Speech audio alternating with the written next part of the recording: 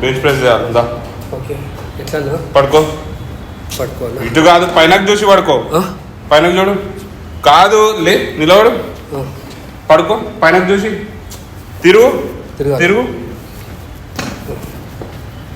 పడుకోవా. అటు పడుకో. అరే ఇటు ఫేస్ చేయనా, పైనకు ఫేస్ చేయి. అటు కాదన్నా, స్ట్రేట్ పడుకో. మళ్ళీ అటు తిరుగు. లే, నా దిమాగ్ ఖరాబ్ అవుతుంది నీకు చెప్పుడేమో కానీ. అటు కాలే,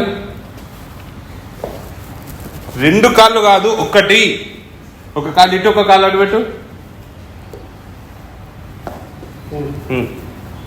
పడుకో.